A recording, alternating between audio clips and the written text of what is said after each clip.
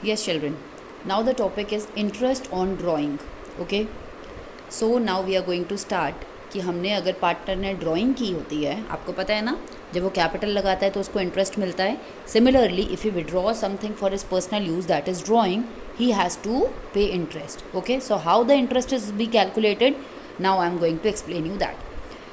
Case number 1, please pay attention.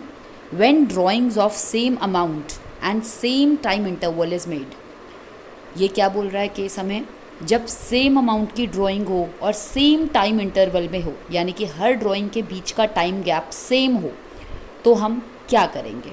Okay, यहाँ पे एक छोटा सा टेबल है, आपकी बुक्स में भी दिया हुआ है और इसका डेरिवेशन भी आपको बताया जाएगा. इसमें मैंने यहाँ पर 3 कैटेगरीज रखी हैं, monthly, quarterly, half yearly. You know very well know the meaning of monthly. Month मतलब एक महीना, मंथली मतलब एवरी मंथ, क्वार्टर मतलब एवरी क्वार्टर. सबको पता है ना क्वार्टर क्या होता है. एक साल में कितने क्वार्टर मीन 1/4 हिस्सा. April to June, July to September, October to December and January to March. ये हमारे 4 क्वार्टर्स होते हैं. हाफ ईयरली का मतलब होता है पीरियड ऑफ 6 मंथ्स. ओके, इनमें भी मैंने आगे क्या कैटेगराइज किया, beginning, middle and and. Beginning मतलब होता है हर महीने की बिगिनिंग, मिडिल मतलब 15 तारीख और एंड मतलब लास्ट डेट. ओके, एग्जाम्पल के साथ समझते हैं. एग्जाम्पल क्वेश्चन में बोला है, X withdrew ₹100 as follows. Mister X एक पार्टनर है, वो 100 रुपये निकाल रहे हैं. कैसे निकाल रहे हैं. केस नंबर 1 में बोला गया है बिगिनिंग ऑफ एवरी मंथ, एक बार तो वो हर महीने की बिगिनिंग में निकाल रहे हैं. सेकंड क्वेश्चन में पूछा है मिड ऑफ एवरी क्वार्टर, हर बार निकाल रहे हैं लेकिन मिड में निकाल रहे हैं, क्वार्टर के मिड में. थर्ड में बोला है and of every month for 6 months. सबसे पहले हम केस नंबर 1 को देखते हैं. Beginning of every month, mister x withdrew ₹100 in the beginning of every month. उन्होंने अप्रैल से हमारा फाइनेंशियल ईयर स्टार्ट होता है, उन्होंने हर महीने की पहली तारीख को पैसा निकालना शुरू किया टिल लास्ट. साल ख़त्म होता है मार्च में, उन्होंने 1 मार्च तक पैसा निकाला, तो 12 महीने तक उन्होंने कंटिन्यू पैसा निकाला. तो यानी कि उन्होंने कितना विड्रॉ कर लिया, 1200 रुपये, 100 रुपये हर महीने की. अगर मैं बात करूं, क्वेश्चन में इंटरेस्ट ऑन ड्राइंग का रेट आपको गिवन है 10% इंटू 10%. टाइम आपने कितना लेना है बेटा, क्योंकि उन्होंने बोला है बिगिनिंग ऑफ एवरी मंथ, तो पहले तो मंथ का मतलब मंथली हो गया, उसका बिगिनिंग वाला आप चार्ट देखिए 6.5 लिखा है, तो मैंने भी टाइम कितना ले लिया 6.5/12. तो आपने ये ध्यान रखना है, अगर बिगनिंग लिखा है तो 6.5, मिड लिखा है तो 6/12 एंड एंड लिखा है तो 5.5. अब हम बात करते हैं सेकंड केस की. यहाँ पर लिखा है mid of every quarter. Mister x ने विड्रॉ किए ₹100 in the mid of every quarter. कितने क्वार्टर्स हैं, 4 क्वार्टर्स हैं. हर बार उसने निकाले पैसे mid of every quarter. Mid of every quarter मतलब पहली बार उसने 15 मई, फिर 15 अगस्त, फिर 15 नवंबर, फिर 15 फरवरी. 4 बार उसने पैसे निकाले, तो कितने हो गए बेटा, 400 हो गए. रेट ऑफ इंटरेस्ट कितना है, 10%. एंड फिर ये आपको क्वेश्चन में गिवन है कि बिगिनिंग है, मिडल है कि एंड है. क्या लिखा है, मिड. तो हमने मिड में देखा, क्वार्टर के मिड में कितना रेट लिखा, टाइम लिखा है 6/12. हमने 6/12 करके अपना इंटरेस्ट ऑन ड्राइंग निकाल लिया. Okay, what we are calculating here, we are calculating interest on drawing. Last case, end of every month for 6 month. हर महीने 6 महीने तक उसने हर महीने 100 रुपये निकाले. 6 महीने मतलब हाफ ईयरली. हर महीने के यानी कि अप्रैल, मई, जून, जुलाई, अगस्त, सितंबर, इन 6 महीने तक उसने हर महीने 100 रुपये निकाले, that is 600. Rate of interest is given in the question and what has been mentioned here, every month for 6 months. And लिखा है, तो आपने हाफ ईयरली का एंड देखना है 2.5/12. 2.5/12. So this way you can calculate it.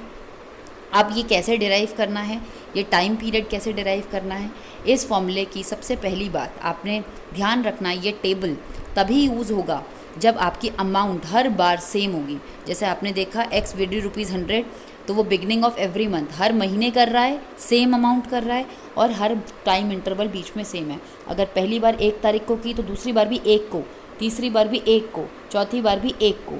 अगर उसने पहली बार मिड में की तो दूसरी बार भी मिड में सेम टाइम गैप होना चाहिए 2 ड्राइंग्स के बीच में. ओके, तो ये फॉर्मूला आप तब यूज़ करेंगे. और इस फॉर्मूले की डेरिवेशन क्या है, यहाँ देखिए, time left after first drawing plus time left after last drawing divided by 2। Question में अगर अपने आप से कभी आ जाए कि अगर मैं आपको क्वेश्चन पूछूं कि एक बार उसने 1 अप्रैल को निकाला 100 रुपये, 1 मई छोड़ दिया, 1 जून को निकाला, क्वेश्चन आपको कह रहा है every alternate month starting from April वो 100 रुपीज़ निकाल रहा है। तो एक कंडीशन तो फुल हो रही है, फुलफिल हो रही है कि सेम अमाउंट निकाल रहा है, दूसरी कंडीशन भी फुलफिल हो रही है कि सेम टाइम इंटरवल पर निकाल रहा है, यानी कि हर ड्राइंग के बीच में गैप एकदम सेम है। तो ऐसे केस में हम फॉर्मूला यूज़ कर सकते हैं 1 जून, 1 अगस्त एंड सो ऑन। सितंबर छोड़ा अक्टूबर, अक्टूबर के बाद नवंबर छोड़ा दिसंबर, जनवरी छोड़ी फिर फरवरी, लास्ट ड्राइंग उसने फरवरी में की होगी, राइट। तो ऐसे केस में जब पहली अप्रैल को ड्राइंग की है तो उसके बाद कितने महीने बचे हैं बेटा, कितने महीने बचे हैं बताइए मैम? 12 मंथ्स बचे हैं अभी तो पूरे के पूरे। और लास्ट ड्राइंग कब किया उसने, देखो ज़रा, मैंने आपको बताया एवरी ऑल्टरनेट, फिर अप्रैल में किया, मई छोड़ दिया, जून में किया, जुलाई छोड़ दिया, अगस्त में किया, सितंबर छोड़ दिया, अक्टूबर में किया, नवंबर छोड़ दिया, दिसंबर में किया, जनवरी छोड़ दिया, और लास्ट ड्राइंग उसने फरवरी में की है। तो फरवरी के बाद कितने महीने बचे हैं? फरवरी पूरा और मार्च, कितने महीने बचे हैं? 2। तो अब 12 + 2 divided by 2 that is 14 divided by 2 that means 7। तो 7 मंथ्स के लिए इंटरेस्ट कैलकुलेट होगा। समझ आ गई? तो सबसे पहले आपने देखना कितनी बार ड्राइंग की है, 6 बार ड्राइंग की है, तो कितना हो गया? 600 हो गया। रेट ऑफ इंटरेस्ट कितना दिया है? 10%। तो इस क्वेश्चन को कैसे करेंगे? 600 इंटू 10% इंटू कितना टाइम हमने निकाला अभी? 7/12। तो आपको समझ आया ये फॉर्मूला कैसे यूज़ करना है? Okay, now case number 2, when drawings are done for unequal amount and at different time intervals. अब ज़रूरी नहीं है हर बार पार्टनर सेम ही अमाउंट निकाले, सेम टाइम पीरियड को फॉलो करते हुए निकाले, कई बार वो अलग अलग ड्राइंग भी कर लेता है। तो तब हम कौन सा मेथड यूज़ करेंगे? तब फॉर श्योर हम वो टेबल यूज़ नहीं कर सकते। तब हमें कौन सा मेथड यूज़ करना है? Product method. ठीक है, आप मेथड कोई सा भी यूज़ करेंगे, अगर आप सिंपल अपना वो सिंपल इंटरेस्ट वाला फॉर्मूला भी लगाएंगे तो भी आपका आंसर सेम होगा, बस उसमें आपकी कैलकुलेशंस बहुत बढ़ जाती हैं, इसलिए ये छोटा शॉर्टकट अपनाया गया।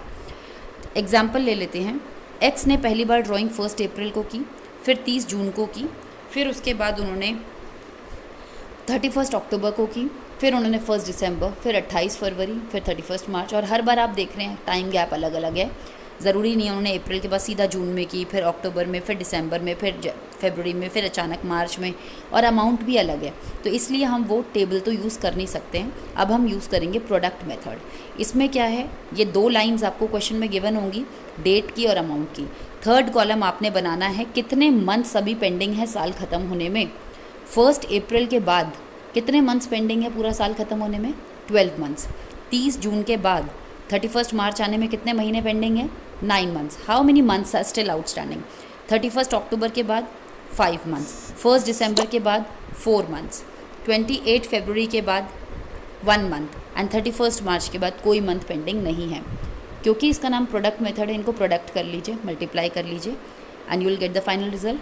12 into 100 1200, 50 into 9 450, 100 into 5 500, 80 into 4 320, 20 into 1 20, 100 into 0 0।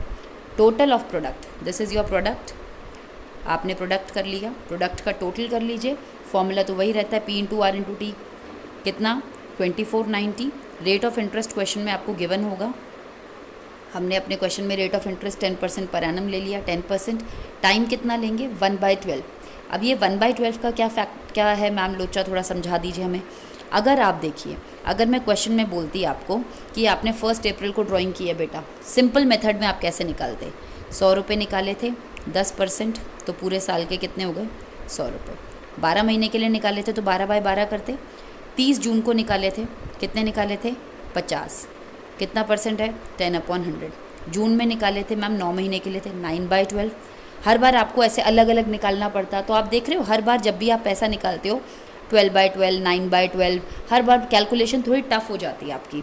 तो हमने क्या किया, सब में से बाय 12 कॉमन ले लिया और इकट्ठा यहाँ पे 1/12। हमने सीधा इनको मल्टीप्लाई करके अपना यहाँ आंसर लिख दिया और सीधा 1/12 यहाँ पर कॉमन ले लिया। हमें ऐसा बार बार करने की ज़रूरत ही नहीं पड़ेगी। ठीक है। तो प्रोडक्ट मेथड में आपने क्या किया, प्रोडक्ट का टोटल किया, रेट इनटू किया और 1/12 से मल्टीप्लाई किया, you will get interest on drawing. I hope I am clear here. अब हम आगे चलते हैं। Case number 3, x drawing is ₹10,000 during the year, interest on drawing is 10% per annum. X ने पूरे साल भर में एक ही बार ड्राइंग की है, कब की है नहीं पता, बस उसने की है। ड्यूरिंग द ईयर उसने कब की, क्या की, कुछ नहीं बताया, बस पूरे साल में उसने 10,000 रुपये ड्राइंग की है, जिस पर इंटरेस्ट ऑन ड्राइंग उसको कितना मिल रहा है, 10% पर एनम चार्ज हो रहा है। 10,000 इंटू 10%।